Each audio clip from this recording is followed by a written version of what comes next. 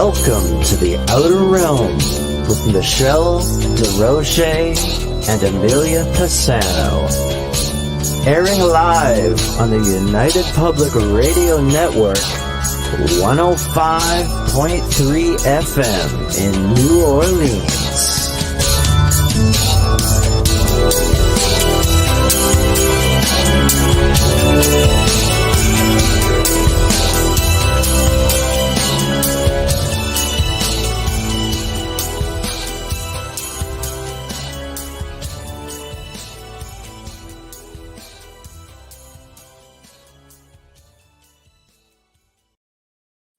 Good evening, everybody. Welcome to the Wednesday night segment of the Outer Realm. We're broadcasting live on the United Public Radio Network, UFO Paranormal Radio Network, 105.3 and 107.7 FM from the beautiful city of New Orleans. We are fully sponsored by the amazing people over at Folgers Coffee, who have been a part of our journey since the very beginning. Also, big thank you to Justin Snicker, aka Dr. Snick, the Sonic Surgeon, for his contribution of his time and his music for our intro and outro. He's an award-winning composer of Halloween, horror, sci-fi, and dark wave electronic music, and it can be found anywhere that good music can be found, such as Bandcamp, Spotify, iTunes, Amazon, and the list goes on. Also, big thank you to Steve McGinnis, who's the artist behind all of our banners and thumbnails and all that fun stuff. So check him out on Instagram and on Facebook. Has a lot of commission pieces, and he's got a lot of pieces ready to go, and also basically specializes in horror-themed genres. So check him out. So tonight, guys, we are having I know Bubbles are back in the house, yeah. And I'm in the new house, and I'm echoing like I'm in a tin can. So we gotta fix that. It's driving me crazy. It doesn't sound bad, actually. You sound better than the studio. Really? The Yeah. studio is horrible. I know. I need light. Sorry, I'm gonna play with it tomorrow. We're going to be talking about scariest experiences, and I've told people to go ahead. I'm going to actually put this up so people can go ahead. Hold on, and this is the email you're going to want to contact. Okay, Bradley Monks is going to come on in a little bit, and Wayne has put something up for us to read, and we thought, okay, you know how many times people say to us, "Oh, I want to come on and tell my story." And they have an opportunity to, and wait, what? No? So snooze, you lose. Here we thought we would just do this and boom. No, anyway. Yeah, good evening. Right? I know. So we are going to, if you do, have one of your scariest stories that you want to talk about, we can most certainly do that. I got to get my red bubble back up. Sorry, Bubbles. No, it's okay. There we go. That's better. This is the email, and it's also in the show description, which is the outerrealmcontact@gmail.com, because we can't just post a link to the studio in the comments. No. So you have to email us, and then we can go ahead and send you a link. It brings you into the studio, and you get to tell your story and answer questions if people have any. So we just thought that would be something nice and different to do. So anyhow, in the meantime, we've got people chiming in. Hello, Dana. Hi. Hello, Tara. Hello. Yes, very much so. Aside from this thing here right now. No, it'll get there. You just moved in. I know, right? I know. Welcome back. Hello. There Thank you, Wayne. Hi, Jessica, and happy birthday again if Marshmallow's listening. It's his birthday today. Marshmallow's too funny. Yeah. Oh. So you're back. How does it feel? Yes, it feels amazing, especially this year. We talk, but I know. I want to say thank you to everyone who, had amazing positive thoughts and all your messages. And thank you for your prayers. My daughter's doing really great, fantastic. Her surgeon calls her kidney the Mercedes of all kidneys. So thank you so much. I want to thank you for all the notes and all the messages passed through Michelle. I appreciate all of them. My family is just so humbled by the response was just incredible. The messages. Thank you. Very Thank nice. you so much. So finally, life's starting to get a little bit normal. She's still in isolation, but anyways, when I said, "Oh, I'll be back on the 15th," I had no idea it was a Q&A because I had made all of these promos back before the new year for Michelle. Like, just gave her everything the first week. Yep. So I didn't know. And then I said, "Oh my God, it's a Q&A." I was just like, "Oh, this is just the best time to slide in." I know, and it's nice and relaxing. It's very relaxing. And Mm. when I saw the subject matter and you said, well, the scariest thing, I was just saying to Michelle before we came on live, well, that one's not an easy one with us because we're constantly working. So Mm-hmm. thank you everybody in chat. Thank you, Colette. Yes, it's I don't know. You don't know what your scariest moment is. Scariest? Okay, well, even we'll start with you. So yeah, scariest. Like even before you started working with Oh, me. before, well, it was working with you was that one time we were in that house. I mean, that was pretty scary to lose yourself on the middle of a staircase. I don't know. I think the scariest moment for me, it would have to be when two things, when I was scratched and when my family is touched. Mm. If my family's affected, that's going to worry me because I'm not always there to Mm-hmm. sense it or see it. And that's, I know you've been through that in the most Mm-hmm. severe way anyone can. Mm-hmm. That one's a big one for me. But the first time that I was ever affected personally would be the first time I was scratched. And I knew that I was delving into something that I had no right being in. Mm-hmm. So Yeah. that would have to be my first one. And I literally felt that from the inside of my skin out. But there's so many, it's hard to remember all of them. When It you do is. this kind of work, there's a Well, lot. yeah, I mean, it starts off from like maybe think back to one of your very first ones. I'm just going to put this out there, guys. The email is scrolling across the screen. If you have a scary tale you want to tell, I mean, we're going to be going in order. Once Amelia and I are done, we're going to bring Bradley Monks on. Well, before I bring Bradley on, I'll relay Wayne's story because it's in chat, and then we'll bring Bradley on to talk about his experience, which was pretty wild. And then we can, if anybody else wants to come in, you have to email us. We'll watch for it and go from there. So why don't you start off with maybe the first one that really unnerved you, Amelia? Oh, that would be living here, moving Mm-hmm. here from Mm-hmm. Toronto, moving here and not knowing anyone. And at the time, we were really in the middle of nowhere. Like there wasn't the way it's built up now, didn't Mm-hmm. exist. I would have to Right. drive 25 minutes to go grocery shopping. It's not like now I could walk to it. Mm-hmm. I would say feeling like I just walked into the Exorcist house. So what gave it that feeling for you? Oh Because I crap. mean, being intuitive is one thing, but I mean, having something that makes you feel like that, Physical signs and people telling you that it's just because it's a new build. So, and even though I'm intuitive and I was gifted and I knew that then, I didn't know much about the dark side of things other than what I saw in the movies. The internet was not around. Mm-hmm. I'm aging myself. Yeah. Like it wasn't around until my daughter was about 2. Right.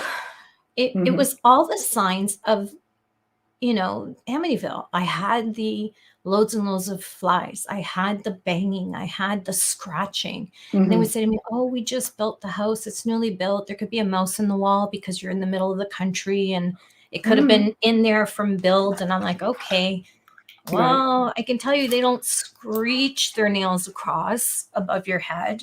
Mm-hmm. I can tell you that finding, you know, Mm. hundreds of flies in a room dead is not normal. No, it's not normal. I don't care how often the doors are open. That is not normal. Mm-hmm. Smells are not normal. All the classic signs, just, it was like something was knocking on me saying, wake up, Mm-hmm. we need you. We need you Yeah. to deal with this and read this. I just kept closing my eyes to everything. And this was the biggest wake up call. Right. But I Right. would have to say that, that's one of the times I was the most afraid, because I was in this house alone, 6 days a Mm-hmm. week, most of the time by myself, no Mm-hmm. friends, no nothing. And all I had were walls surrounding me. It was newlywed, moving things around. You're setting up your house. So every little sound gets your attention. Just like I'm sure if there's a sound in your house now, you're in a new home, you're going to notice it because it's not something you're used to. Mm-hmm. And Well, it's so much more quiet than the manor was. that house is very quiet. My dog's crying because he can't get the bed the way he wants it. Yeah. Yeah, there was a lot of stuff like that. Voices, shadows were a big thing for me. Well, Michelle knows this. The War of 1812 was, in my backyard. So Mm-hmm. I had to deal with that. I dealt with soldiers. I have photographs with where you can catch pieces of visuals in them in the bushes, and there's nothing behind the bushes. There's no homes, no lights. Yeah, it was one hell of a lesson. I can tell you. I had to come in to bless the house. I was raised Roman Catholic, and he was a sensitive, and he had told me, and he wouldn't come past my foyer. I'm telling you, it's like the movie. That's what went through my head was the Amityville, not to that extreme, but all those signs, all the classic signs that you see in the movies. It wasn't in the movies; it was And of in course, my you fear real for life. family more than for yourself, too, right? Like, Well, at the time, I feared for myself because I was by myself. Right, every man for himself. Sorry, kid. It was just me here, right? It was just me. I was alone all Right. the time. But yeah, it's when you have kids, then you have that huge fear. Do what I do to help other people, is it going to hurt my kid? That's a big one that we face all the time when we're helping people. And that's why, I can get abrupt or short if Michelle always says there's two parts of an equation. It's us helping you and you helping yourself. And if I find that you're constantly, continually delving into this stuff, I'm going to have a hard time to put that at risk. We both That's would, a really big one. I Yeah. don't think people realize, like, for 2 decades I've done this, I've had things happen to my family. I've had things follow me home, and I've seen pretty horrific things. But we take that chance. I think people become very accustomed to having that safety net, and we never mind helping anybody. I've like I said, I've spent 20 years helping people, but it's really frustrating when somebody keeps putting themselves in harm's way. I mean, some people are just targets, period. Yeah. But if you keep putting yourself in harm's way and you want to keep, playing with things that maybe not everybody's meant to do it, and as investigators, we help a lot of our colleagues, and I always have, and I'm happy to do it, but not everyone is meant to do it. Sometimes, people go in, they're very unnerved, they're very frightened, and there are things out there that know it, and they're going to target you, and they're going to take advantage of it. Family is we take those chances. I've had my daughter get affected, losing her sight. She lost her sight. Yeah. That would keep me away because from of it. something that I did. And I know this because she went through every test under the sun. We had her psychiatrist, psychologist, we had her MRI, we had her under CAT scans, we had her go through eye specialists. I mean, they went through everything, through her head, through her eyes, everything. And it took my family doctor saying, "Hey, have you worked on anything lately?" Because thankfully he was very open-minded. I went, "Oh my God, yeah." And you know what? As soon as I acknowledged it, and thankfully we weren't meant to go back. We weren't supposed to go back anyway. It was dealt with. Literally by the next day she could see. Right? Like, I can't imagine as a mother going through that. And I'm afraid to say or think it, because what you think and say comes back at you. So if you put that challenge out there and say, "Oh, I would never do that because I couldn't handle it," let me tell you something. If they think that you have any strength and you can fight them, they will affect you in that way that you fear most, so that you do back off. They're Remember fully that. aware. Yeah. but fully aware. Very aware of what frightens you. I'm careful at all times. That experience humbled me in a way, and it set precedence for how I moved forward in assisting people and investigating from that point on. And this was very early days when this happened. This happened like year 2, and I've been at it almost 20 years, and it set precedence. It never Yeah. went back to any other way. It's easy because I'm pretty fearless, always have been. She is. I can attest to that. Anyone who's worked with me are just like, good grief. I'm like, I don't know. Maybe I'm fearless. Maybe I'm just a meathead. But No. I'm a big believer in mindset, and I just won't give it to it. And I never banked on something infiltrating my personal space and affecting my family. And it happens. No, we've been working together for 4 years now. Mm, We met I in know, right? 2018. We started working it together in 2019 because it was the end of the year. And I honestly and truly believe that I've never done this work with anyone because I never trusted anyone. And I do trust Michelle. Michelle will be the first one to pull me back. You know, because sometimes you get wrapped up in a vision and you can get drawn in very easily, and you need someone working with you. I don't feel that working alone in this field is a good choice. No, it's always good, to have somebody, I mean, let's face it, 2 sets of eyes are better than one. Dana wants to know, do you say a prayer so spirit doesn't follow? No, I ground my energy though. I don't necessarily say prayers. Not that I haven't, I guess. It depends on really what I'm working with. It depends a lot on the mindset of the family I work with.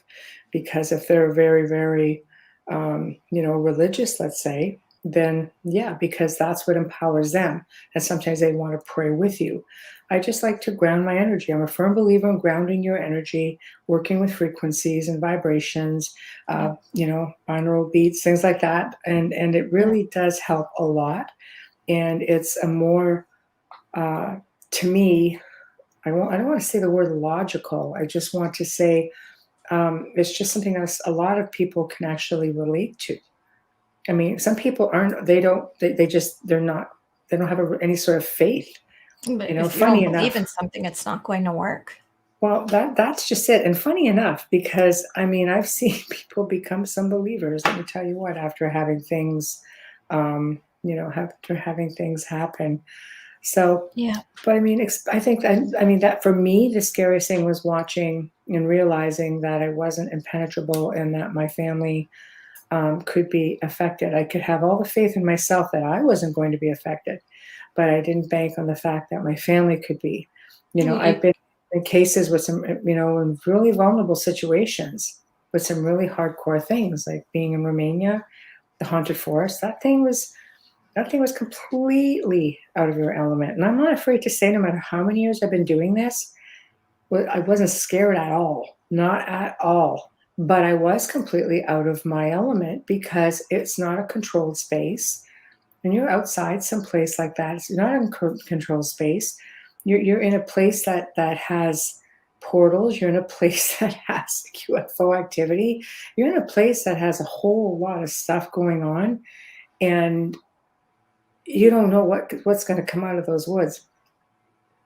It's ancient land up there. Ancient. Yeah.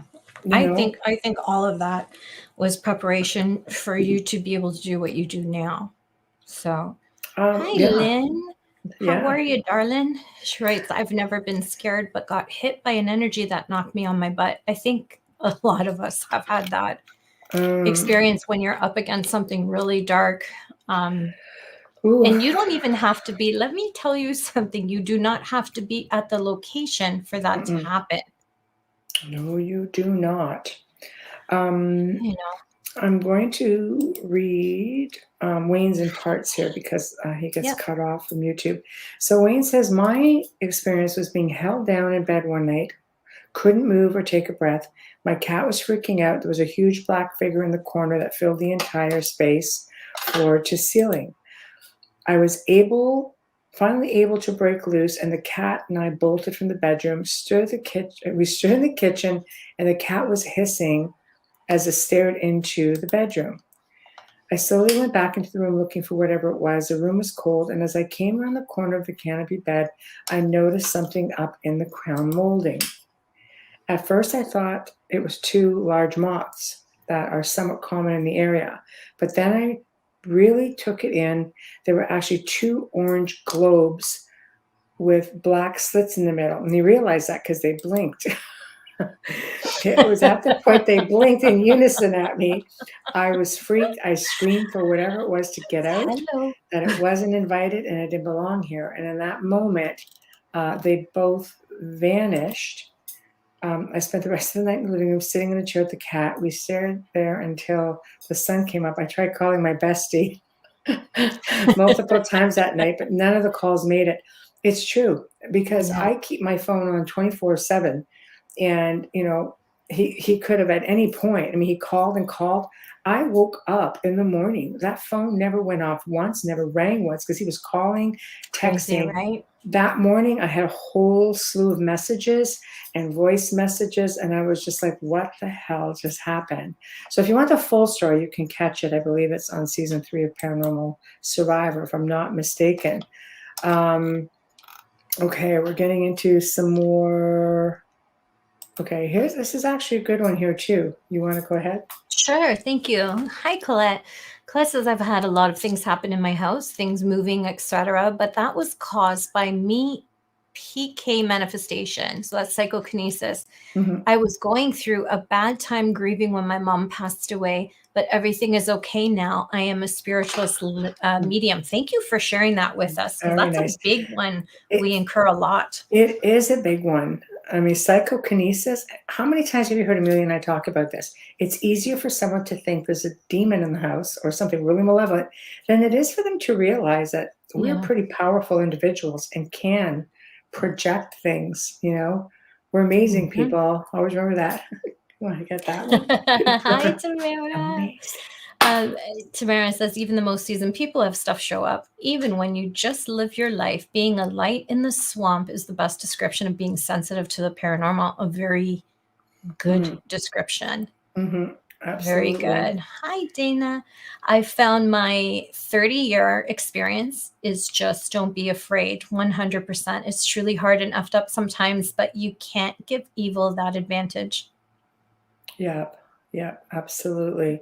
Yeah. I keep going. Definitely. I find it funny, as in strange, when people have a haunting and they need to take their HH back and they're not strong enough to say, leave my house, get the F out, just make me. Yeah, I don't do the cursing.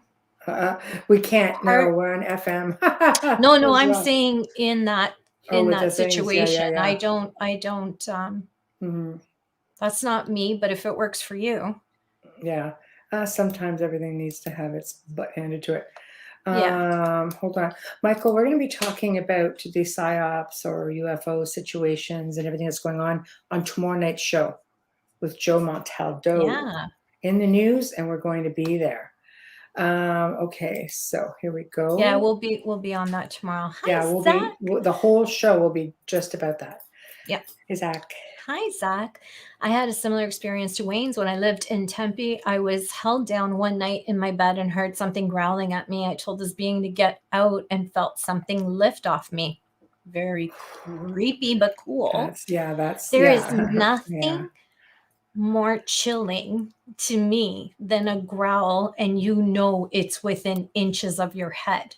Right. That is something I've experienced. I can tell you it is startling and chilling. It would put anybody on their feet. Like literally just like, oh, that was creepy. We were on the phone once working and it was like not even, I swear to you, like here. And it just this growl and I'm like, you don't ever get used to it. The first time it happened to me, it came through the phone and I really didn't know how to react. The best I could come up with was potty mouth. I went, you're a potty mouth. Because it called me an F and C word, like, oh. See you next Tuesday word. Yes. I was just like, oh. I'm just really mortified, being called a name more than anything. And then it was all growling and I was just like, okay, man, whatever. But I'll tell you something. You don't really get used to it. No.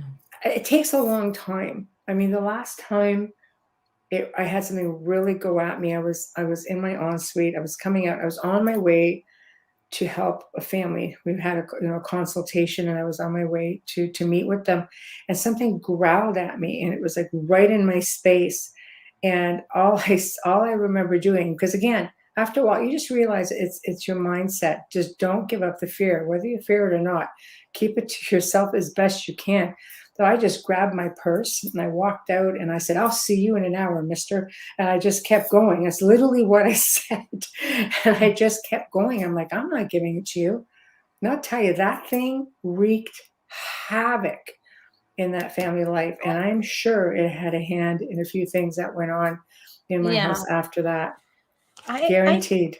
I don't think that, I mean, sometimes I mean, I do say provoking is bad, and of course it is. I believe that your response has to be justified by knowing what you are going up against, not knowing and provoking or freaking out. You Mm. could just be putting fuel on the fire. That's all I mean when I say I wouldn't handle it that way, is only because I need to know what I'm up against. First of all, I wouldn't handle anything without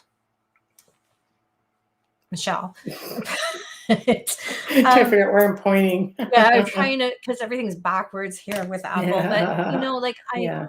I wouldn't do anything on my own. But I mean, I would. That's not.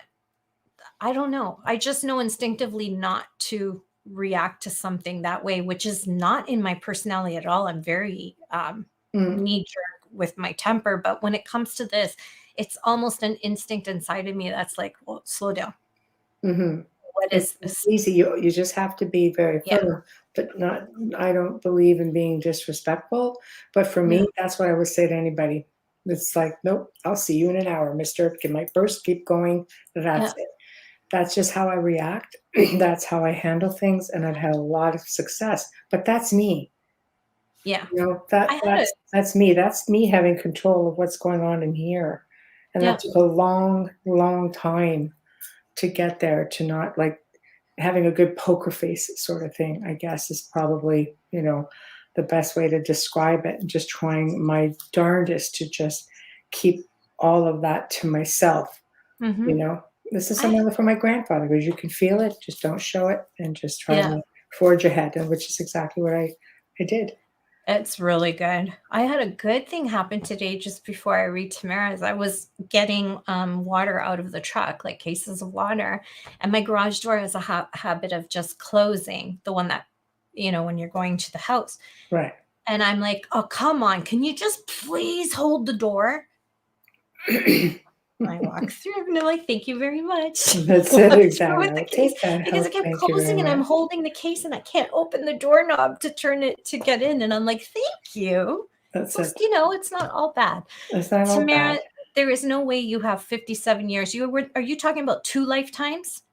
She's way too young for that. Tamara says, my 57 years of the paranormal, it taught me that you are always learning things and you cannot pigeonhole what it is. It may not be what you think. Think just breathe, ground, and don't be afraid to ask for help. Oh yeah, never be afraid to ask for help. Mm-mm. Better yet, don't go down that road if you can avoid it. No, no, no. Colette says, I've caught a lot of EVPs and they are very clear. I've caught them in work and at home. I don't do them all the time. Yeah, it's not always a good idea to do them at home. It's something that we don't do. You're Um, not old. I remember Lorraine Warren saying to me one of the worst case that she's ever done came from a family member, of this of the people that are helping doing EVPs at home.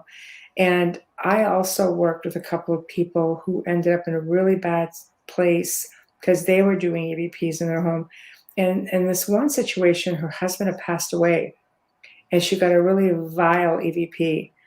And she asked me, got a hold of me, and luckily we were in the same town. So I was like, yeah, I can do that. And she played it for me, and it was this growling thing that came out, hissed, and called her vile things. She goes, I need to know if that's my husband. I'm like, did he like you? I don't think this is him, because Yeah. it was terrible. And it took she wouldn't stop. It became so addictive, and the house got worse and worse and worse. And it took us at least a year to stabilize it and just to get her to stop doing it. And I think she was continuing. She was continuing. And another family we assisted, it was with a pendulum. And again, both situations were in grieving, because the second family, her mom was a medium and would work with a pendulum, and she was very good at it. And after she passed, one of the daughters, and we're talking an adult daughter here, would try to communicate with her mother via the pendulum. And something, of course, came in, which sometimes, I mean, they will. Well, sometimes people who are grieving look for signs, and they're so desperate for one that they don't necessarily realize, like, they'll take whatever they can get, you know? So, you know, in that case, it got really bad, and it took a lot of work. Like, it took a lot of work. I mean, about 8 months, and that family lost everything. That family split up. You know, it was really horrific. Her health went down the toilet. And this was a woman who worked out every single day, and it just got crazier and crazier. It's not for everyone. No, and in both these cases, both people were grieving. You know what I mean? So I think it comes down to that whole mindset thing. Okay, we're gonna get up to Zachman. Okay. Zach says, on another friend's show, their guest did a spirit box session, and whoever was communicating through the box called me out by name. So I had to call into the show. Whoever was talking through the box. Did that? Oh, there we go. Called me a whole slew of insults. The most notable one is that they called me a Democrat. Somebody's following your Facebook, Zach. No joke. That entity was not a fan of me. No, exactly. What I'm going to do now is I'm going to send Bradley. I'm sending you that link, and then you can come on the show. Just click on the link. Well, Bradley's been on the show before. He's with Canadian Haunted Expeditions out in the east coast of Canada, and his episode did really well. The archive did really well. He's got so much to talk about, but he had a really interesting experience. Me?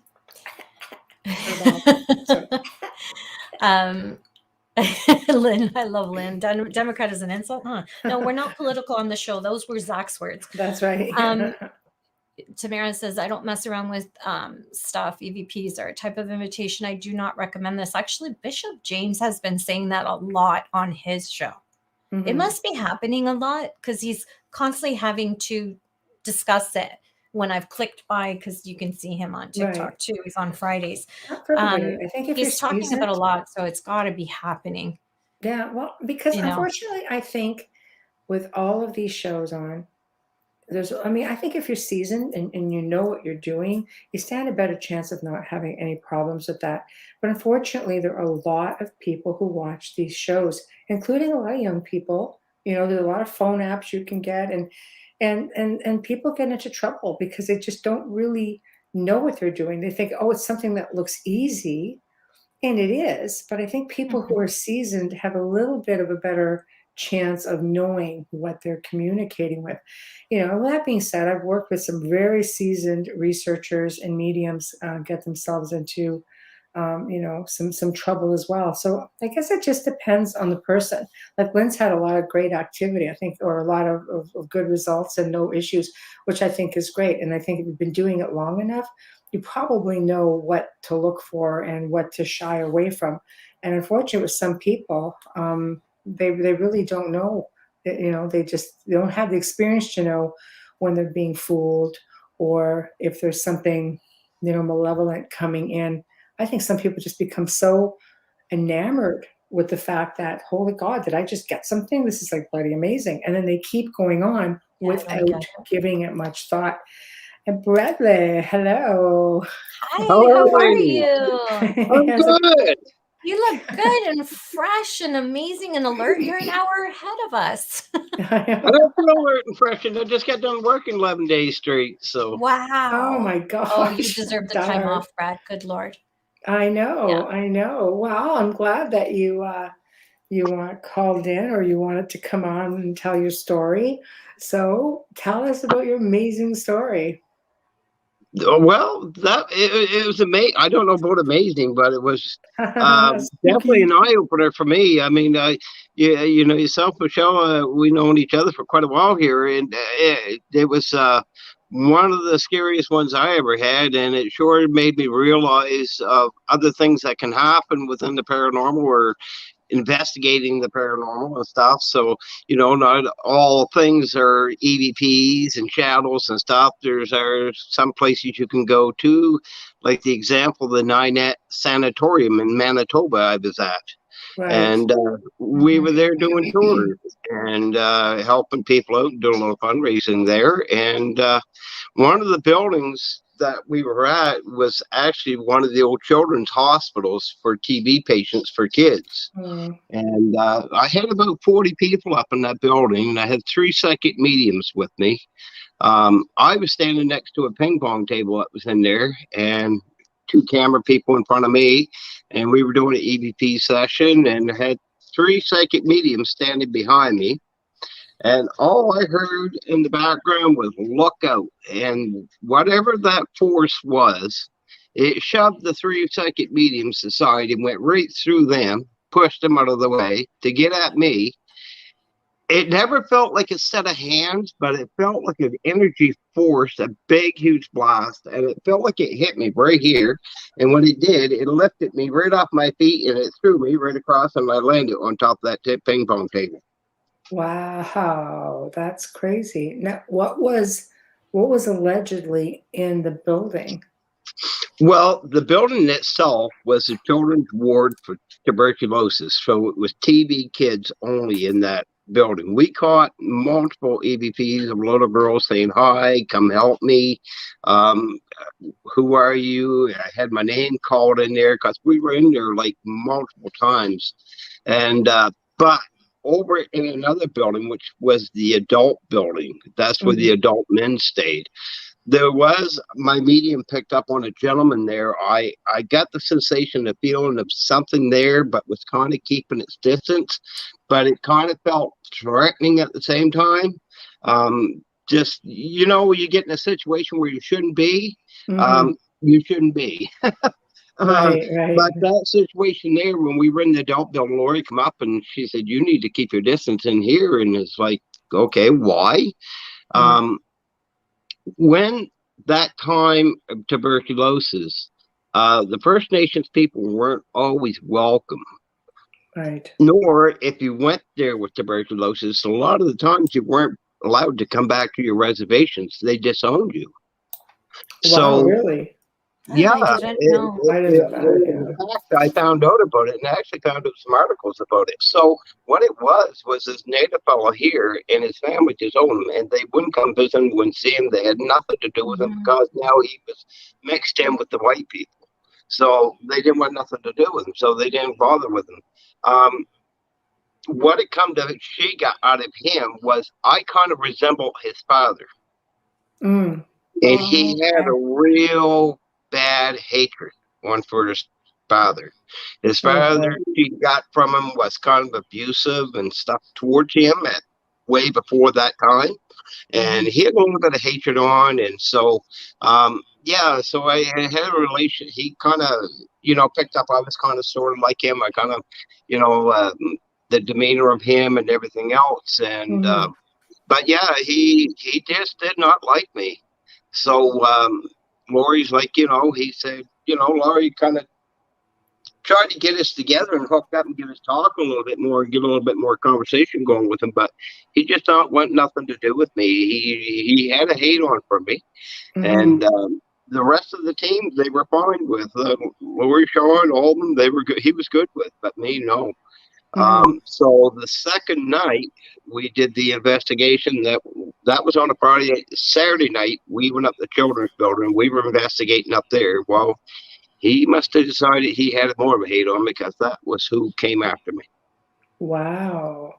So your medium, could she not try to move him on? Actually, look, it's the same thing Dolly's asking. Dolly's saying, yeah. She was standing right there, and he didn't want no part of it. He shoved the three. There was 2 mediums over to my left side. Lori was standing on my right side.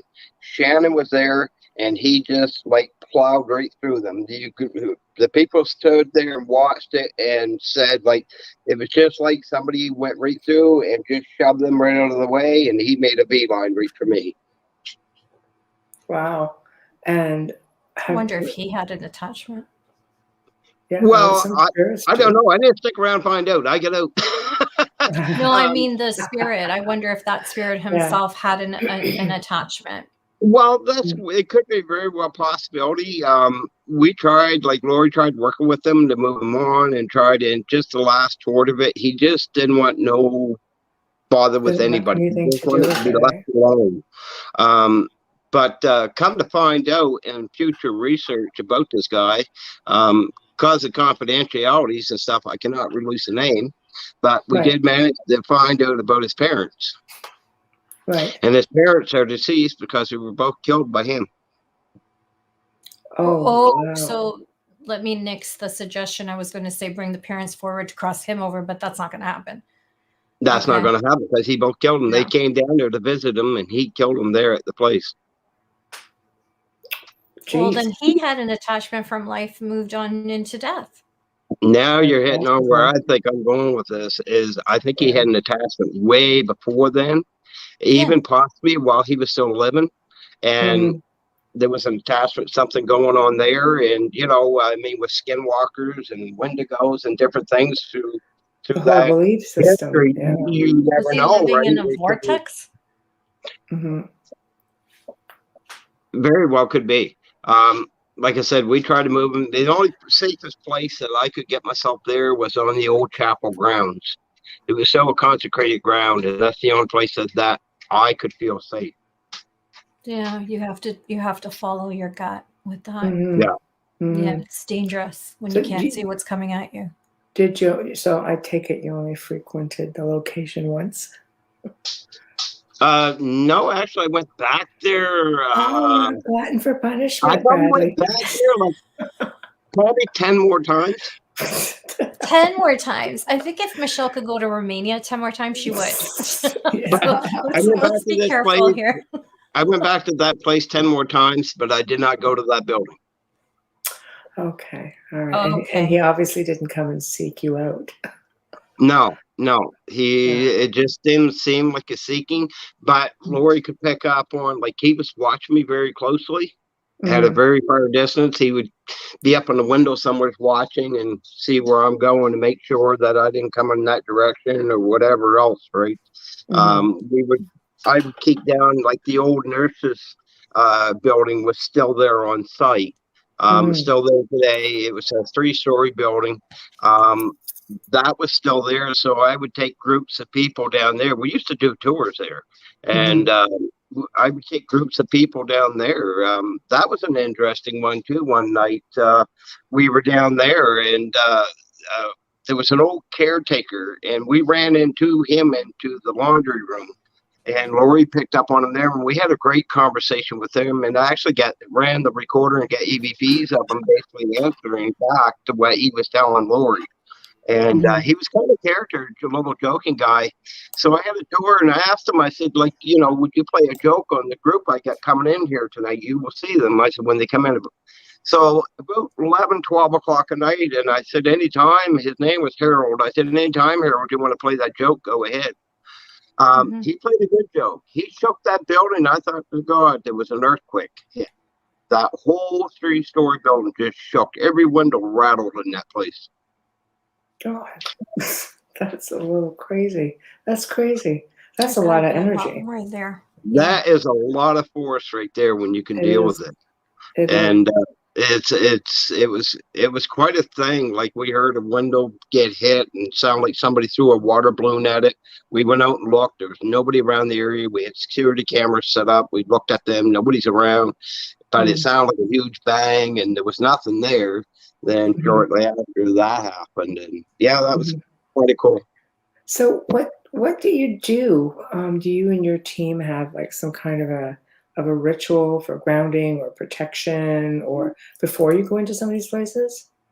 I see it a lot on a lot of the platforms and stuff, and just basically go on Facebook and Instagram, Twitter, and people talk about grounding and faith and stuff. And I believe faith is what you ever believe in. Is what I could believe in the rock outside is going to be outside. That's what's going to protect me, and that's what it's going to be. But I mean, my family grew up Pentecostal, so yeah, I believe in God and heaven and all that. And yeah, we will all face judgment probably one day. But yeah, I don't go with fear. Yeah, that shook me up a little bit. But I just walked myself out of that situation, and it's just no different than being in a violent situation. You get yourself out of the situation and make yourself safe. Then basically that's what I did. But we used a lot of tiger's blood sage there. We saged anybody and everybody that came to those tours and made sure they were good before they left. We always protected the grounds outside the areas of that place, and definitely when they drove off the property, nothing was going to go with them or us. So we did everything we could, and some of the advice I got from you, Michelle, too. So well, I'm glad. It came in handy. It worked. So I stand by yours as the Bible right there for protection. So. Thank you. A big deal. Grounding's a big deal. Grounding, I think, is a big deal. Do you find that grounding helps you guys when your team goes out? I mean, we do it. My team has always pretty much done it.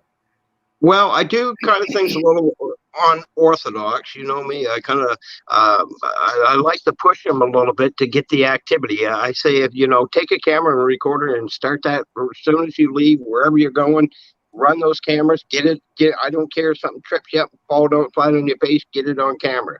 But it's I try not to use protection during investigation. I tried to experiment a few years ago, and we put protection. We started bringing crystals and stones. Some of them did into the investigations, and I could watch the evidence drop right off. We did a graph, and I could see like EVPs, shadow, everything just dropped, and it felt like the energy backed itself way off, and they didn't want nothing to do with us. But if I went without that stuff and without the protection, I seem to get a little bit more activity. I find that I get a little bit more EVPs. Even good spirits will seem to, want to connect with you a little bit more. But definitely protect yourself before you leave. Right. Oh, absolutely. Right. Right. Amazing. Well, thank you for coming on and telling your story.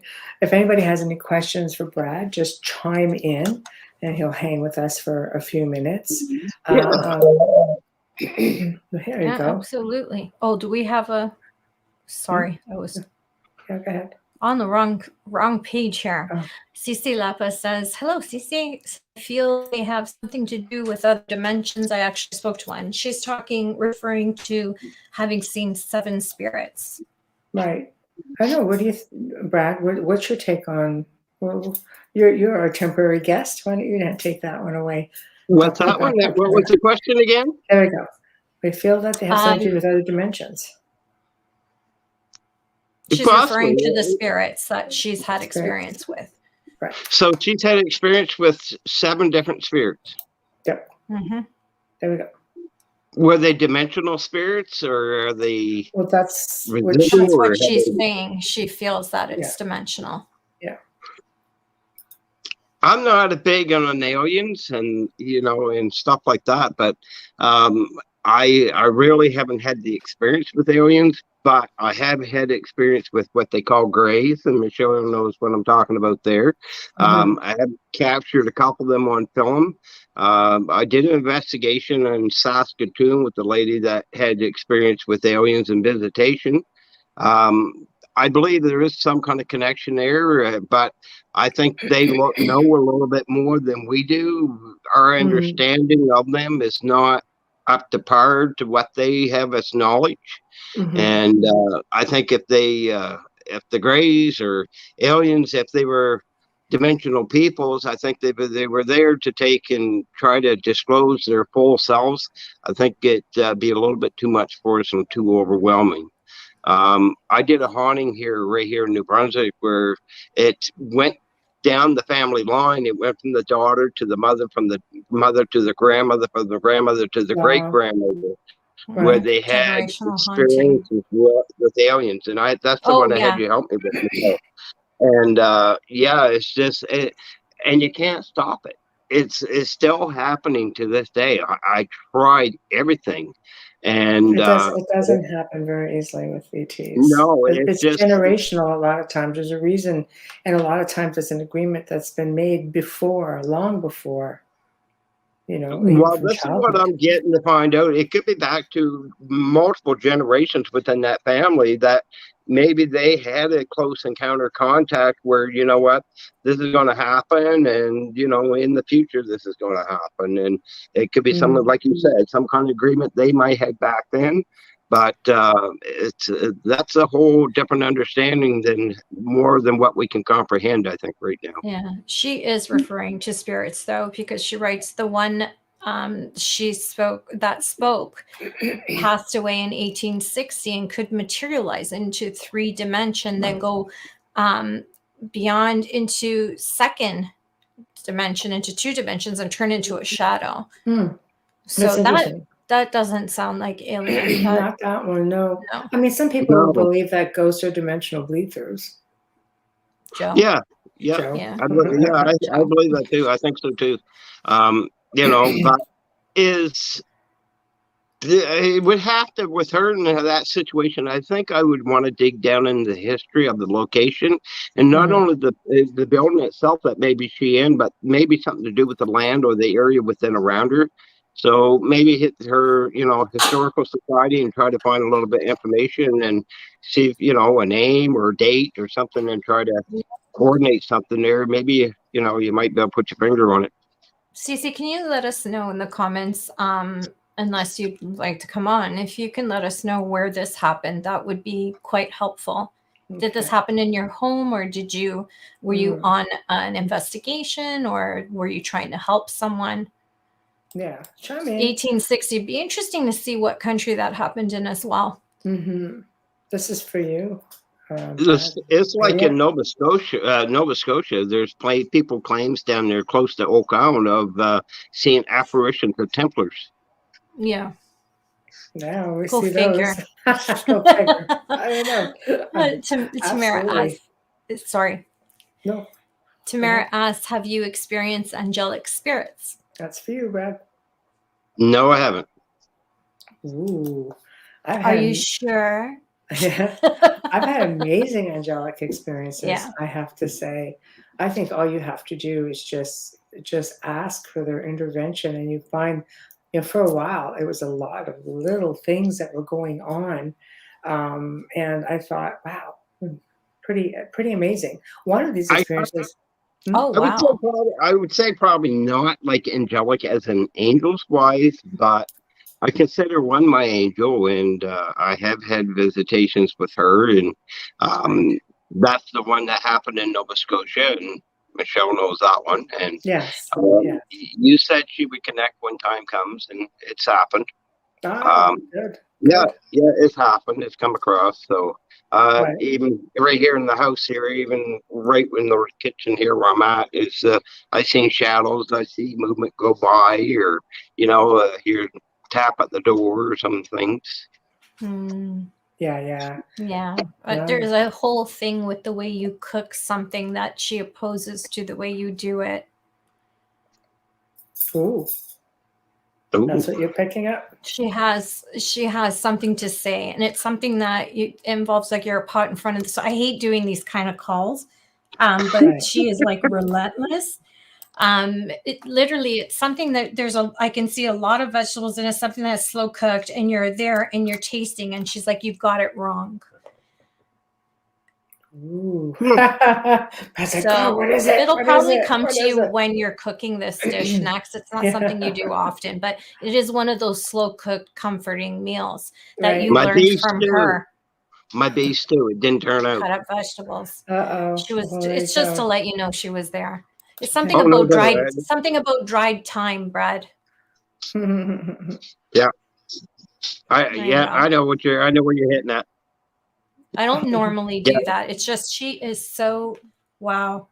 Yeah, she's quite powerful, isn't she? She's strong. She's very strong. Yeah. She Very was a strong. strong Beautiful, woman. beautiful woman. Very Yeah, beautiful she woman. was. Very strong, family oriented, and that was her life. Yeah, yeah. She raised me and named me when I was born. Wow. Wow. Very cool. Yeah. Beautiful woman. You were very fortunate. Oh yes. Beautiful. All right. CC says, this happened at Ford's Theater in Washington, D.C. I was visiting with my mother and sister. They worked there in 1860. The Spirit worked there in 1860. Was it okay? Well, at least we know it's in the United States. Washington is any part of the U.S. down there is quite electric, to say the least, with all the wars. So yeah, I wonder if something's holding them there or they work there. You will hear that often in theaters where people stay there. I guess, especially with actors and that, because it was like a happy place for them. So you'll hear sometimes. Now, Cece had what's called oh my gosh, it was right on the tip of my tongue, an intelligent haunting, because she could have a conversation and communicate with spirit. Most of the time, places like theaters will find a lot of residual, because the music and the imprint of that happy energy or that deep dark energy in that part of the play or the music or the film or whatever it is resonates and stays there. So, those are kind of cool too, when you can hear the piano playing, not necessarily if you're at the Stanley Hotel, but if you hear things playing and you hear the music, and sometimes you can hear opera singers in the back. That's most often than not, it's residual, and it's really neat to experience that. But yeah, she definitely had an intelligent haunting there. Yeah, well, at a fort, you probably would be. Like, I mean, we have the forts from War of 1812 from around here, and you can go with a recorder and you'll pick up voices and stuff up there. It's all residual stuff. It's nothing really intelligent, but yeah, they're around. But here's the question. I got one for you, Michelle, tonight, and this is the stone tape theory. So you know how they say memory can be embedded within rock or granite or the stone, whatever that building's built of. But they see the apparitions and they claim that it's within the buildings and the fabrics. How do you get rid of it? Okay, what's your theory? My theory? I don't think you can. How do you get rid of something that's on a stone? If it's embedded right into the fabric of that land and the stone and the materials and stuff, and it's been there for hundreds of years. I think you can try probably everything you could to try to get that. I would try anyway, that I learned to get rid of it, but I don't think you could if it didn't want to move. If it's been there that long of a time, I think you have a difficult time in trying to move it. I think anything is possible. I also know with energy, that energy can be manipulated. When you're dealing with things like stone has memory. It can resonate, it can absorb, and you can go to stone. There have been experiences where you could be in a cave or a cathedral or something like that with the stone and do EVPs and actually catch imprints of things. Like, for example, a cathedral, you hear singing and chanting, things of that nature. But I believe, again, it's just energy, and energy can be worked. Frequency, vibration, all of that stuff can be changed. I think with any spirit, they don't want to go, they don't go. In any, we've come across spirits who are like hundreds, thousands of years old. And just, that's it, we're going. And it's like, oh, yeah, I can do that after all this time. But I don't know. I am a believer in working with energy, and I think energy can be manipulated. One of the thoughts I had is, since it's stone, any kind of hard material like that is susceptible to vibration or sound. So I wonder if a person could work through sound or vibration to do that. It's funny that you say that, because Tamara said, I wonder if vibrational energy would help erase the stone. I believe that it's possible. I think so too. Absolutely. Dolly, go ahead. Oh, sorry. I just saw Cece come up. I'm like caught that. Deli says we are all entities. We all live together in source. Yep. I absolutely agree. Okay, take it.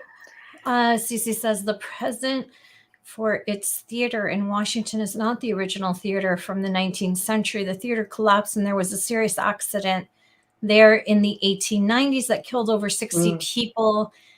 The theater that's there now is a recreation. Nothing is really original. So I find it interesting that this event happened in a recreated building. So if there's a ghost or something, anomaly, it has to do with the actual space-time continuum in the building, not the building physically. No, but it's also land-based. Yeah. Just like wars, it's not necessarily dimensional. There's residual going on with wars. There's intelligent hauntings like with wars. Yeah. I mean, Michelle and I have cleared my backyard I don't know how many damn times, and things come in and come back. I'm literally 6 kilometers away from headquarters for, War of 1812 and politicians, and where I live, I'm so close to Niagara. The last comment that you had posted, Cece, you had written that he worked there. That's why I understood differently. But accidents, you go to Chicago, you go by the river, and that ferry that tipped and killed hundreds of people because they all rushed to one side to look at something, and it tipped over and hundreds of people died. That whole dock, the whole pier is haunted. Those things are going to happen anywhere where there's tragedy. You're going to find that, especially old cities like that. Tamara says you can change the energy of land with iron spikes. Absolutely. Iron was really big in ancient times in warding off evil. That's why sometimes people keep horseshoes over their doors. As long as it was nice old iron, you can keep away things like fairies and things that you just don't want. Elementals. I get my iron out of old cemeteries because it's consecrated ground, so I like the iron out of there. Right. You shouldn't remove anything from an old cemetery. Bubbles is like, what? I don't want to be clearing you again.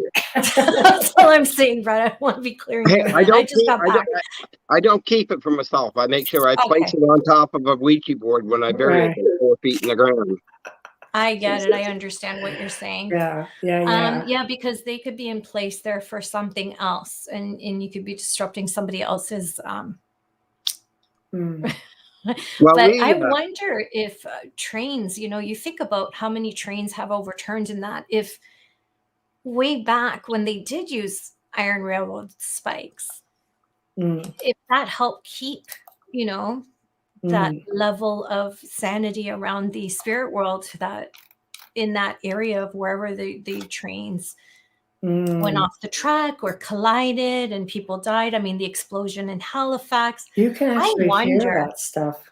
You can hear that stuff. I've had things like that go through some of like the communication devices doing EVPs. You hear the trains coming to a screeching halt, and so then the iron spikes aren't doing anything. Then if you hear it, I that's don't know. what my question was. Like, I wonder if it does anything to that, because that's a lot of iron spikes in one area. Yeah, that's true. That's true. Unless it's residual, then were it wouldn't have anything. Tracks iron at one time as well? Yeah, I would imagine so. Yeah. Okay. Yeah, they would have been. Yeah, we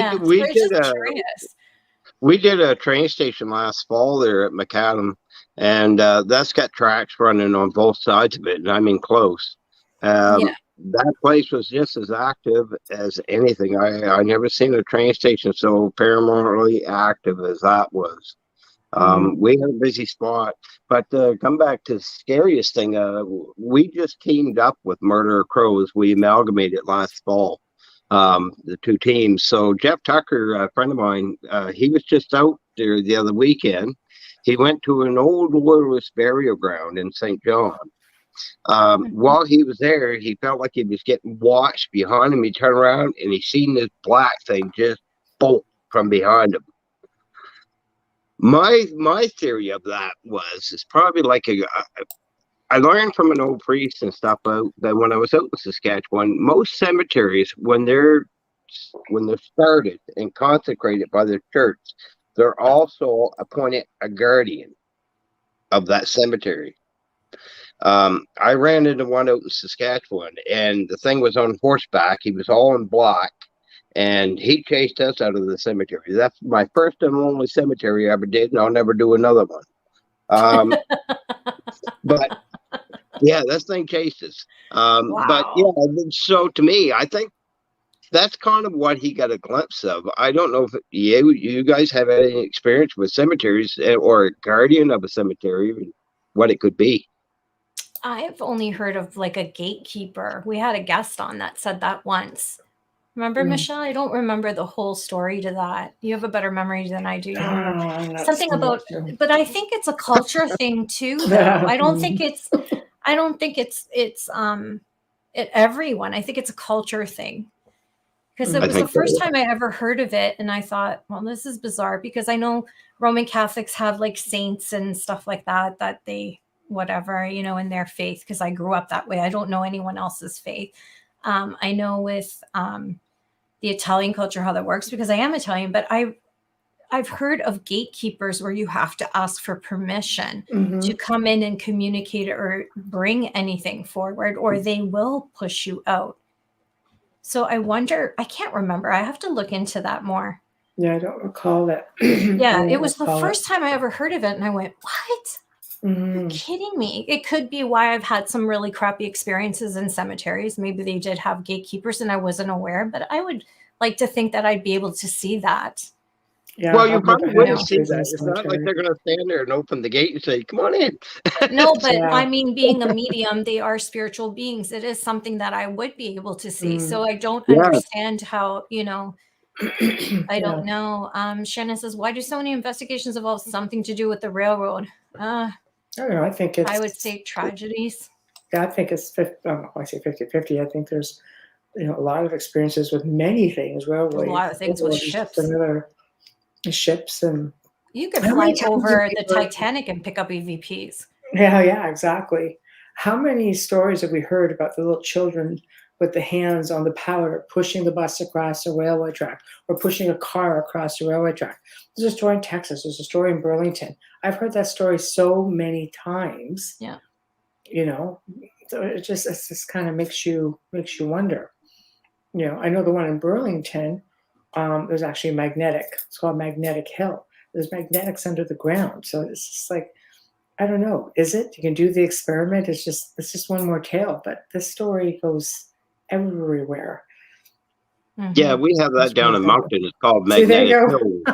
Yeah, there you go. Well, it's got to be all over the place, right? Right. So it's in the earth. So wherever it is, it's going to create something. It's everything's energy. And your vehicle's made out of metal, so it's it's anything magnetism, it's going to pull on it. So. And Jeff Tucker, hi Jeff, says railroads also conduct EMF. Yeah. There we go. Shannon says thank you. Thank you, Shannon. Cece says people have reported seeing ghosts at Titanic artifact exhibitions. Yeah, those are attachments to the artifacts. Absolutely. Especially if they're personal items, you'll find that a lot of stuff. And then the imprints of energy and the residual comes into effect with the Titanic and any tragedy with artifacts as well. I know with King Tut's, when his exhibition came to Toronto, I was a small child, and I can tell you I couldn't go through the exhibition, and I didn't know why. In Egypt. Yeah, but I mean, I remember being really afraid of it as a child and asking the teacher if I could stay away because I was so scared. Now, going to school, Toronto public school system, we had a lot of trips, really good trips like that for history. But I was so scared where now I'd embrace it. But I was, as a child, I was petrified, and I was the only one who didn't want to go through. So now I know why. At the time, I didn't know. And I wonder how many kids who go through museums feel that way sometimes. Well, that's it's a location I'm looking at for the summers in Nova Scotia. I know Michelle loves Nova Scotia, and it's all part of her heritage and Templars and all that down there. But there's a particular restaurant I'm going to look at going into. It's called the Five Fishermen's Restaurant. I know it. I think they've been on the Food Channel, Brad. Yeah. Well, they got more in food. That building originally was a morgue, and it held the victims of 532 or 34 victims of the Titanic. Oh, I did see that, and it wasn't on the food. I did see that story. A lot of places were turned into morgues because of that, because the bodies floating up on the shore. Yeah. Because that happened right next to Nova Scotia. Also, yeah. Like Yeah. trolleys and things like that, weren't they? Ooh, you have to come on and show us like pictures and stuff, because that's No, so you exciting. you have to come. I know, I can't go anywhere now, but yeah. Yeah. Oh my God. Yeah, that sounds That's like it would be exciting. I'm so Absolutely. jealous. So Well, jealous. right now. the Titanic Museum's right there down, not too far from it either. And they got Yeah. like little kids' shoes and stuff there and everything at the museum. And so, yeah, that's one of the projects I'm working on is trying to get down there. Unnamed tombs as Yeah. well. Yeah, they got one of the biggest Titanic cemeteries right there. So, Right. Well, that sounds like a lot of fun. We want to hear all about that one. That'll be good. Absolutely. But thank you for coming on. Thank you for sharing your story. And no problem. Thank you know, you. we'll have to do it again sometime and commit Yeah, a whole episode to excursions. yeah, definitely for sure. We're got a lot in the process coming up there this year. Is going to be a whole exciting new year for us coming up, and you never know where you may see us at. Oh, I can't wait for that one, Brad. That's it. We're always watching. Share. Yes. That's exactly words you'll be using. Watching, Michelle. I can't wait. You have yourself a good evening. You too. You guys, ladies, have a great night, and we'll chat to you soon. All Thank right. you, Brad. Have a good night. Have a great night. Good night, everyone. Oh, that is so exciting. I'm so jealous right now. Oh, I know, right? Yeah. I love it. It's a great place. Oh, Okay, let's keep on going before we do our station ID. Do you want me to read that? Yeah. Okay. Tamara's ahead of us. She's already got the coffee cups on the screen. No. Cece says work associates whose mother and herself went to Egypt and went to King Tut's tomb. The mother took a flake of the plaster off the wall near his sarcophagus. She was going to keep it as a souvenir until they got home, and the mother became deathly sick and became ill with cancer. This was totally undiagnosed, and there was no cancer in the family. She and her daughter immediately got back on a flight and went back to the Valley of the Kings, put the so-called souvenir, back to the tomb. She came, and then we're waiting for the other part, and I'm guessing she's better. I asked about that when I was in Egypt, and it's funny because the older generation would say, yes, you have to beware of the curse.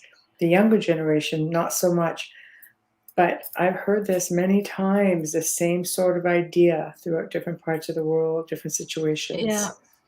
Yeah, and Wayne says, when I was there, I picked up on a man that was stealing the jewelry from the victims, which made it harder to ID the victims. I believe that. I believe a lot of them were not identified because of that.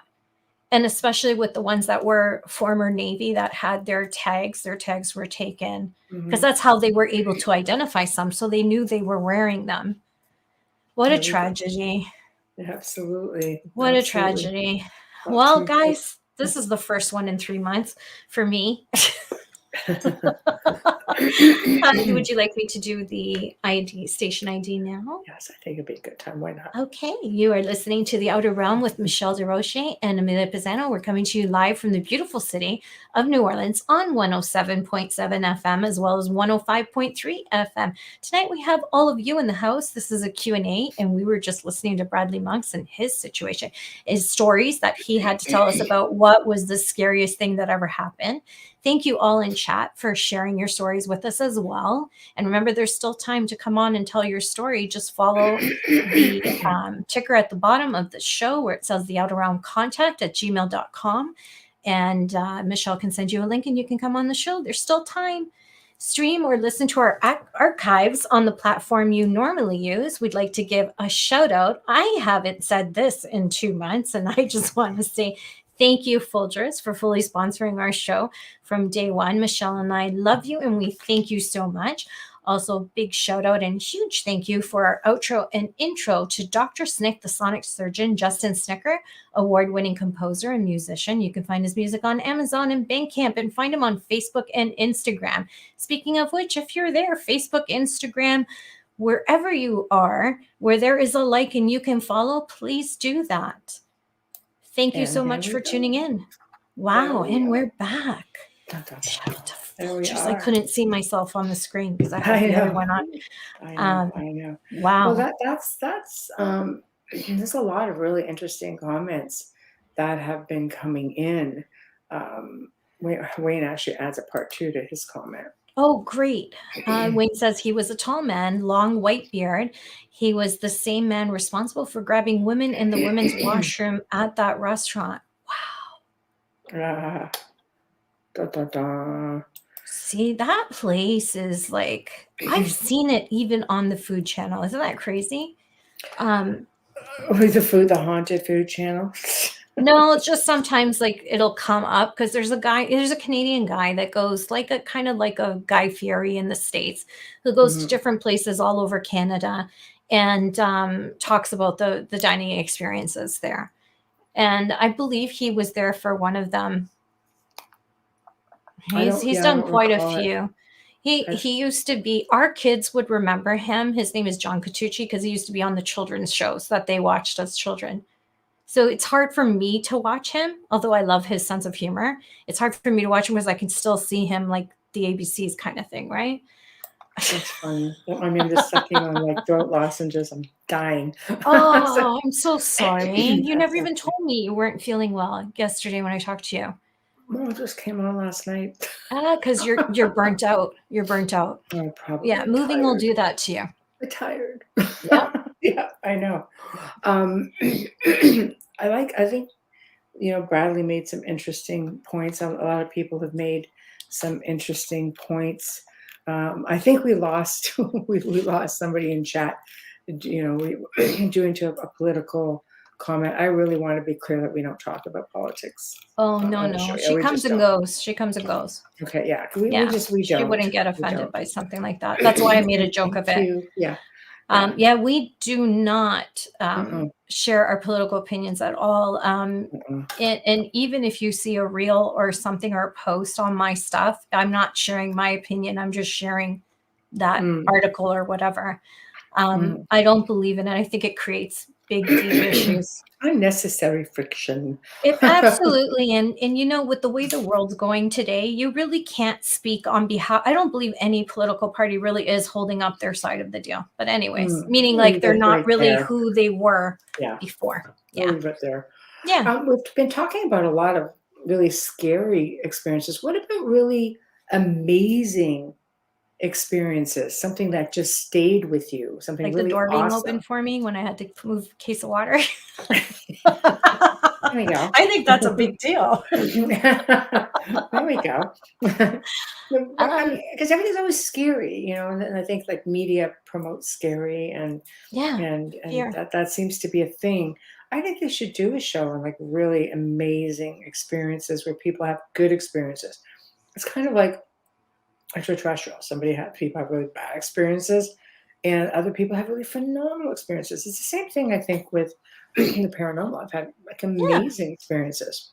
Absolutely. I've had some really amazing experiences with the divine. I don't talk about it too often because I think people tend to, and I think it's a mistake. I think it comes from learning and growing up in whatever family and religion. Not necessarily is the divine always or should be connected to religion.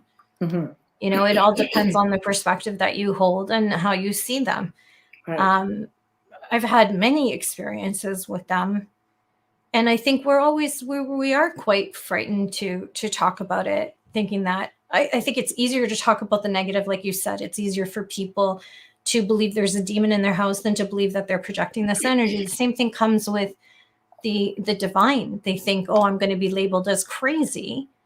But if I talk about a demonic haunting, then, hey, I fit right in. I've had both experiences. And I can tell you the divine is very real. And ever present. And like Michelle said earlier, you really just have to ask. That's an invitation you can extend. And you will know instantly that it's real. It's not something you're going to second guess, but a demonic or a negative entity, you will always be second guessing. Well, I have to tell you, like when my kids were little, one of them, I have two really phenomenal experiences. And with both with my youngest, who are, about 9 months and 3 weeks apart. Don't ask, I won't tell. Anyway, we're going to leave that right there. Anyway, no, one was born thoroughly, okay? Anyway, one time when my youngest was just a little, baby, old enough to be sleeping by himself. So I would say probably about 6 months old. I always did this thing, because you have to understand, my baby is like going to be 29. Okay. Hard to believe. My baby's going to be 29.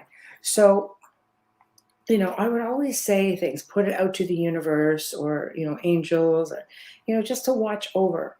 I always say, you might do a better job of knowing something's going on than I do.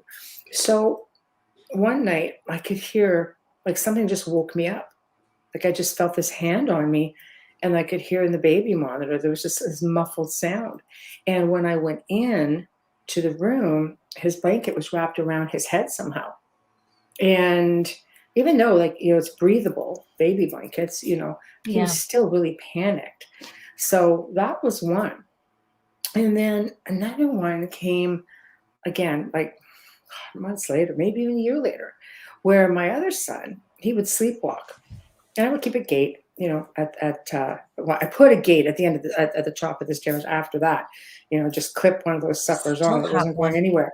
Yep. But he was sleepwalking one night. I didn't know, he opened his door, walked through. He was probably about 3. And something whispered in my ear very loudly, went like this. And I had a hand on the back of my, up between my shoulder blades, sat me up in bed. Because I remember jerking like this and going, what the heck was that? I wasn't in the paranormal then. And I was that makes it harder to swallow. Yeah, right. So I looked and I could see something in the hallway. It was dark. And I realized my son was heading towards the stairs. But he never came out of his room. I mean, he was a solid sleeper. I mean, if that child, slept walk 5 times in his entire life, I would be surprised. So, I went and I'm like, turned him around, brought him back to his room. And from that point on, we just had somebody come in and professionally childproof the house. Because obviously my efforts, with child number 2, being 2 at the time. Yeah. So I truly believe that there's definitely something there. There's someone, there is something that keeps an eye on you. And I think if you put it out there, you will definitely get that assistance. I believe so. I remember telling you I was cleaning my chandelier and I was standing on my bed. But I still feel it was my brother though. And I was cleaning the chandelier. It's a brass chandelier, and the only way I could reach it is if I was standing on my bed. So I stood up, and all of a sudden, because stupid me's holding onto the chandelier, chandeliers swing. Well, I started to fall, and I would have broken my neck at the end of the bed at that point. And I felt something push me back on my feet. I dove forward, and I just felt something push me back on my feet. I believe a lot of it has to do with I didn't have any children yet. Oh no, I had Severina. What am I talking about? My brother had passed away. But I believe that a lot of it had to do with whatever, your presence with your child, or some people, they're saved before having children, like my dad. My dad went down an elevator shaft. He went down 8 or 9 floors. The day before, he had bought a tool belt, and he couldn't afford a real leather one. And he's like, oh, I'm just going to get a real leather one because the vinyl ones, the plastic, they break so easily. Had he bought that plastic one, I would not be here speaking to you right now. Right. And he would have passed away. Right. At 39 years old. Yeah. Because, it wasn't safety on construction sites. It wasn't what it is now. So anyways, but yeah, see, there's some really good stories. and you always see, how many videos you see where angels are just swooping in, something of light swoops in and moves somebody from an accident. Mm-hmm. We see You that hear all the about it time. all the time. I love those. Don't tell me they're fake. I love them. Yes. I need to believe. Okay. Right. Tamara says, I have heard angelic singing at a very low point of my life. I was somewhere out in the country and no theaters or music venues around. That's a special story. That is, absolutely is. Yeah, beautiful. He says, I had an experience that was quite incredible again. This was with my sister and mother in a museum in New England. You guys frequent museums. I like this. It was bringing a negative and perhaps even, I don't know what you meant by tomorrow energy. It was there in 3D again. And I think it could have been a shape. Oh no. Why did that happen? Shapeshifter. Anyway, I actually was able to touch it, by the way. This is a great show. Thank you. Thank you. Glad you're enjoying. You were able to touch it. Wow. A lot of people like these type of shows, so we've committed to once a month of just a Q&A. So yeah, look forward to that one, guys. The next one, by the way, mark your calendars, will be March 30th. Cool. That's it. That's it's my birthday one. month. My birthday month. There we go. So mark your calendars. Month. Exactly. Yeah. Exactly. Yeah, I just, I've heard so many people, tell unbelievable stories. I remember reading in a magazine one time, it was an angel magazine, actually. And I just remember I was sitting in the doctor's office. I picked it up and I started perusing through it. And there are unbelievable amounts of stories. One was a Jewish lady, and she was there with her younger brother, and they were in a camp, a concentration camp, and they were holding on to, I guess, their Bible, right? And they had a guard going by, and he was checking everybody and taking things, and he stopped right at her, and she kept saying, like she was calling to someone for protection, right? And he just looked at her and stared at her for a moment, and then just totally just compelled and just kept moving, and did not, because like they were basically taking things from people and they were shooting. Yeah, it was sad in itself. God. She just kept saying, "Please don't see me, don't see me." And he just kept looking. It was just like this look of bewilderment. That's crazy. And then there was this other story I read about people, soldiers in battle, how they were completely outnumbered, and how, the opposition came towards them and completely backed off in fear. And there was just a small regiment, and they're looking around going, "What's going on?" And after the fact, they had spoken to someone from the other side, because they all got rallied up and taken, as prisoners. And they said, "You didn't see the army? Your army was up on an embankment, up on a hill." There was none. There was nobody. So amazing, isn't it? It is. Things like that just make me feel like, just send shivers up my spine, because we live in a pretty amazing universe. Pretty amazing world. And there's things out there that are just, people, call it whatever you want. But there's something out there that's pretty amazing, pretty powerful. That's a great story. Yeah. I mean, I was sitting in a doctor's office. I was just like glued to this thing, I'm like, wow. I love stories like that. I can listen to that forever. You think about all the, I don't want to go into the Holocaust as if I know what anything has to do with it, because I don't. And it's so traumatizing for anyone. But to be respectful, that whole negative energy that was there and that was fueling this monster, for her to find even a glimmer of peace or hope in that moment, just really attests to her faith. Oh, it does. It's amazing. Beautiful. I think it's one of those things that, again, the stories are just endless. Endless. There was another story where a vehicle had fallen on a child, and the mother was trying to lift it, and she couldn't lift the car off of her young child. And all of a sudden, out of nowhere, she was this big, beautiful, big, strong man who just lifted the car, and she pulled her son out, Right? and he Oh lowered the my car, God. and she looked for this man. He's just gone in thin air. It's like, you know what I mean? Like, it's just like, what the heck, right? Yeah, Oh, maybe. Yeah, it was a great story. It was famous a great Angel of story. I don't. Mons seen in World War One. I don't know that story. Mm-mm, no. Zach says the closest experience I've had to seeing an angel was seeing a large white orb coming out of my parents' room when I was 16. The door opened and closed on its own. When I went to investigate, my parents were asleep and the door was locked from the inside.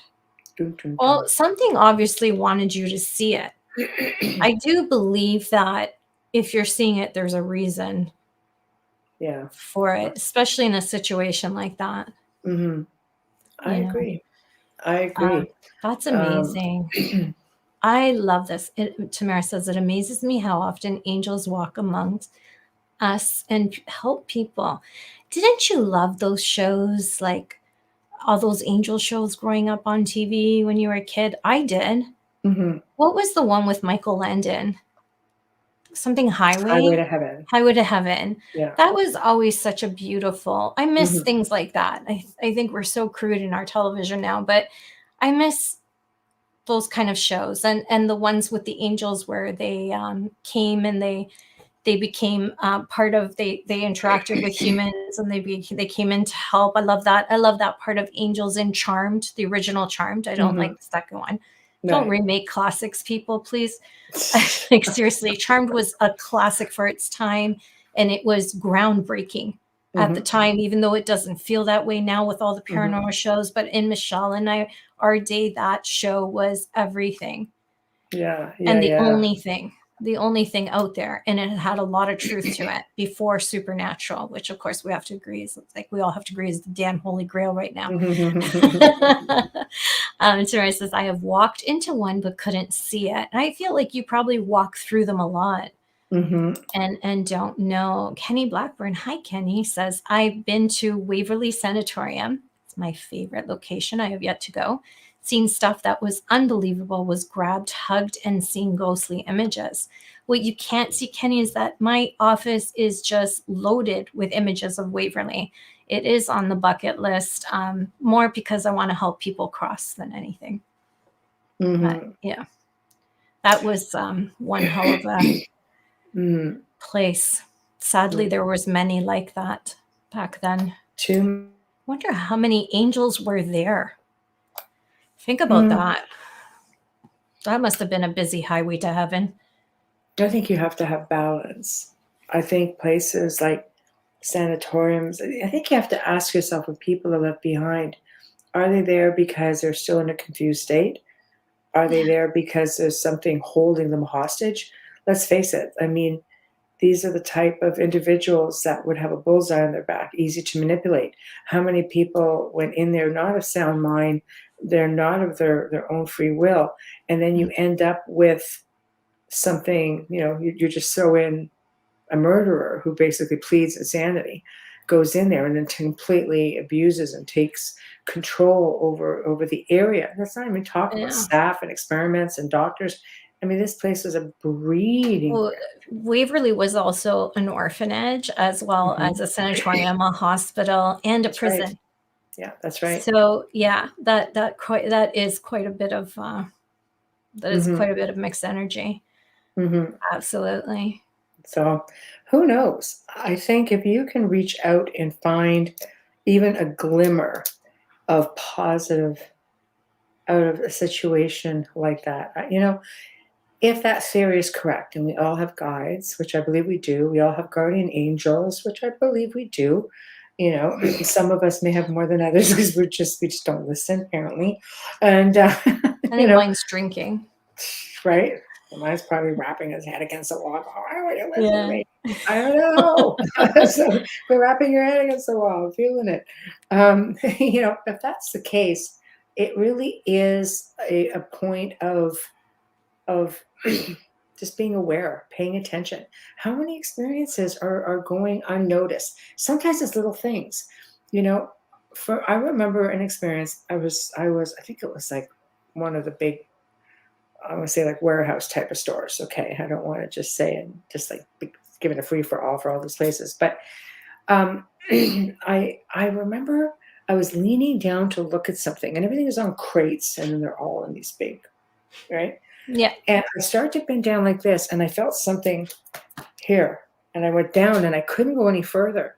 Well, when I looked, there was a big wooden sliver, like a spike about that big, like a big wood one, just because out of the what do they call those skids? Yep. Yep. I would have got it right. I would have. I was Yep. right at eye level with it. So something Ooh. hit me here, and I was like, and then I Yeah. looked. I was just like Stopped something so, you know, it's nothing glamorous. It was nothing like, I mean, I think it was pretty damn miraculous because I saw, you know, I didn't get hurt. Oh, it's So, amazing. I know. I just, you know, it's just little things. How much do we not pay attention to? Yeah. Stacey says that is an excellent point from my research experience there. She's referring to her experience with museums. They were being held there. And it's sad. Yeah. It is very, very sad. Tamara, that is so funny. My guardian angel probably thinks I'm Winnie the Pooh. I'm pretty sure mine went for a smoke break and a drink. I think guides are important too. I believe that some people look at guides as a guide, and some people see them as guardian angels, whatever you may feel.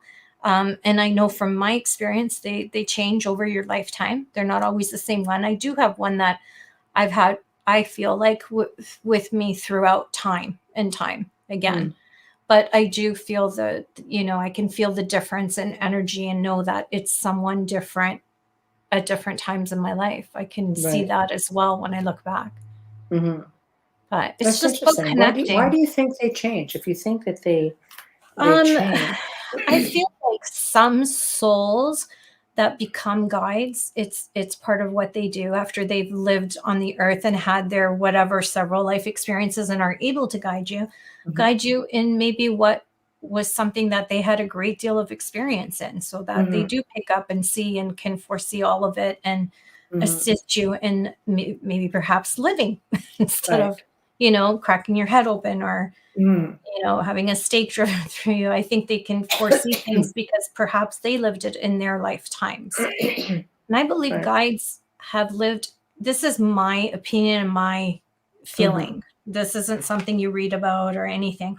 In my experience, my guides have lived several lifetimes, and they have all lived on the earth at one time. They were all human beings at one time. You know, I don't think they could guide you if they didn't have that life experience. I know. Apparently, I've had a few guides also. One of them apparently was never lived here. Yeah. And, well, and I could tell you there's no sense of humor. Oh, you know, because I'll make a funny, you know, when a medium's communicating with me. Oh, there is no sense of humor with guides. I've never seen a sense of humor. I was just like, wow. I've been reprimanded a lot, but not. And it's not all bad, but there's it's not all good. Sorry, people think, oh, my guide gets this or that. I've been reprimanded for not listening. I'm telling you, you don't listen. Yes, I do. No, you don't listen. No, you don't. No, you're right. I don't listen. I don't. But here's another spin on things.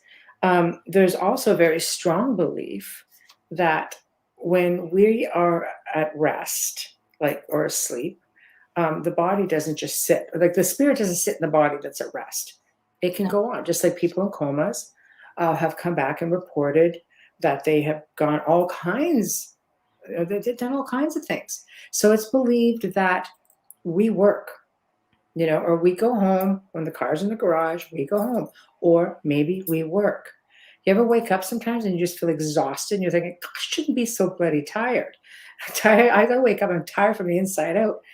Well, there's a lot of spiritual people, there's a lot of mediums, there's a lot of people in general who believe that we work, we help cross people over, we help guide people. Because if this is a dimensional thing and we can communicate or travel between dimensions, especially when we're back in our energy form. Why not? I agree. 100%. You know? Yeah. I mean, it's just another perception, right? Yeah, Dolly says, my guides have lived all over the universe, so do we, lifetimes more than you know. I agree. I believe that the guides that we are given for the particular life we are living. So if you Right. have a very much strong ET connection, you will have, guides aren't necessarily like what I have. I can speak only on my experience that my guides have had human lives because of the work that I do. That's what I need, especially when I'm working with missing and cold cases. So believe it or not, I do have guides that come to me when it comes to law enforcement and that kind of field, because how would I know? Right. And I do believe that some people have alien guides if they constantly have, especially if you're a contactee, you're going to have that guide. It just makes total sense. Yeah. And Dolly agrees. That's what is important for your needs. Absolutely. Absolutely. And Cece says, question for both of you. Do you think you have ESP abilities, etc.? I'm going to let Michelle answer that. Oh, I think you should. You're the viewer. This might be interesting for you. Yeah. I think they go hand in hand. I don't know how not to be one. I don't know how to explain it because I don't know how people learn to remote view when they take these classes. I know there's proven abilities, but I don't know how not to be that way. It's just, my everyday life. So I don't even know how to understand. I believe that everybody has an ability. Yeah. And I believe that we all use it differently, just like not everyone can be a dentist, not everyone can be a medium or a psychic or an intuitive or an empath, or it's based in it, and life experiences mold you as well. So they can either make you stronger or deter you from moving down that path. So that's a loaded, really good question, but like a loaded one. I believe everybody can see. Yeah. And Dolly says natural innate ability. Wayne says, I think we all have a sixth sense. Some are just better at it than others. I think some just practice it. My guides face palm a lot. Mine too, Wayne. And Tamara makes a great point. Your abilities change as well over the years. Yes, they do. They do. You either evolve or you practice something different. I never thought I'd be working on this side of the spectrum. It can be inherited, yes. My mother's side of the family as well, Cece. Yep. Yeah. And just recently I'm understanding that my father was probably gifted when I start looking at that. It's the ones that don't talk about it for sure. My father refused to talk about it, yet, I found out after the death of my grandparents and my father went into assisted living, my father would occasionally talk about all these unbelievable experiences he had. And I'm just like, you never talked about that. You always made me feel silly for being that way. Because it's just something that he had a hard time getting his head around. He was very logical. My mother's side was all like woo-woo all over the place, a lot of mediums, and it was encouraged in us. I mean, they had, like a family member who was the seventh son of a seventh son of a seventh son. Like it was just a lot of that. That was a great film. Yeah, we had one of those in our family. That was a great movie to understand that. Yeah. And my dad was just like, no. But as I got older, then all of a sudden he just started spewing out all this stuff. And I'm just like, this is all these years. And he goes, oh yeah, I've seen all that stuff. I'm just like, and it turns out that his mother and his father were both highly sensitive. See, I think he was afraid. But if you ask my dad, I was like, well, the house is settling. No, it's not. I think your father was afraid for you because of your strength and your curiosity, and he knew you wouldn't leave it. I think that's what it was. Just trying to cope with it and understand it. Men are, they're especially his generation. You're there to protect your family. You're there to make sure they're safe. He probably felt like he couldn't keep you safe, and that's why he tried to deter you the other way. Just a parent thing, just a guess, not a psychic. Believe you me, man, with my PK abilities. Yeah. I had the whole house on tilt, Yeah.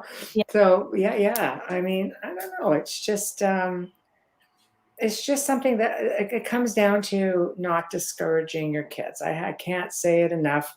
Don't lead them, but don't discourage them, because it really is like going through life blind. If you have that ability, however little or however big, it doesn't matter. Just it's amazing to have. It really is like going through life blind. And believe me, going through this life, we need all the help we can get. So when I saw something, my mother would take out photographs, not say anything, just leave them down there. And I would kind of go, oh, I know this person right here. She didn't leave me. She just left the pictures out. I mean, families that I've worked with over the years, children being made to feel silly. You have an imaginary friend. Don't be stupid. People are going to think you're stupid. No one's going to want to be your friend. And then something happens, and that child certainly can't go to their parents and say, hey, I'm being tormented. Something is scaring me because I'm stupid for talking about it. Do you see what I'm saying? Like there's just, it's not always really an understanding way of dealing with it. Some people aren't very not very gracious in their speech when they're explaining things. You know, they really, it stays. You know, it stays. Exactly. Exactly. Yeah. Tamara says, make the paranormal normal for your kids. That should be a banner. Mm-hmm. And Cece says it's a gift. It is. It's yeah. Cece said, my grandmother was amazing. At her funeral, a flock of crows landed on her coffin. That's beautiful. Yeah, I do. I think it's awesome. I think tonight was a really great Q&A. And like some of you, you know, people who like to say, oh, well, come on and talk about experience. I'm like, give you that. Nobody wants to come on and talk about Apparently it. Not. Bradley took one for the whole dang team. Let me tell you what. And see, he survived. He's okay. So, you know, come on, we'll do this again sometime, and we'll all pick a topic, and we'll you know, you see we kept the email going throughout the whole show, and we're going to actually switch it up to yeah, there we go. Now we're going to give you the guilt message. So I know, that right? Is so funny. Oh my gosh. But of course, it is the end of a segment, and we do have to bring it to a close, unfortunately. But again, if you guys enjoy what you enjoy what we do, you enjoy the guests, you enjoy the Q&As, again, you know, like, subscribe, follow, whatever the case may be. We really do appreciate all the support that we get, and we do our best to work very hard for you all. But we are at the end of the segment, and we want to just thank everybody in chat for participating. It was a lot of fun. Big thank you to Bradley for just coming out there and taking it for everybody else. Thank you, Bradley. And always has an open door policy with Bradley. He has been on the show before. Go check out his archive. It did super well. It was a great segment. Big thank you, of course, to Folgers Coffee for sponsoring our show. And big thank you to Justin Snicker, aka Dr. Snick, the sonic surgeon, for his gift of his voice, his music for our intro and outro. Big thank you to Steve McGinnis, who is, of course, the creativity behind our banners. If you guys would like to see, you guys would like to see somebody specific or have a topic, just email us at theouterrealmcontact@gmail.com, or go to our Facebook group page, click the email button. Can't be much easier than that. Tomorrow night, it's going to be a little bit strange because, we were kind of wondering, I thought maybe our guest has gone AWOL, but it's like, no, I'm going to be there. So we might actually do something a little bit different because, Brad Olson, of course, part 2 of his book, Beyond Esoteric, Escaping the Prison Planet, is definitely going to be on the docket. But we're bringing Joe Montaldo on as well. And we're going to be talking, and maybe we'll bring it up at the top of the hour, but we're going to be talking about all of these crazy things that are being seen in the sky. Is it psyops? We know it's not extraterrestrials. because Pentagon's like, Yeah, what is extraterrestrials, what is it? Why is it so much? What's going on? So I think it would be nice to get Brad and Joe interacting on that at the top of the hour. So I think we're just going to kind of, give it a little bit of a mix. I'm going to feel it out, but I can tell you one way or another, it's going to be one hell of a show. Absolutely. So you don't want to miss it. So in the meantime, have yourselves a good evening, and we shall see you all tomorrow night. Thanks to everybody in chat, and thank you, Bradley. Good night.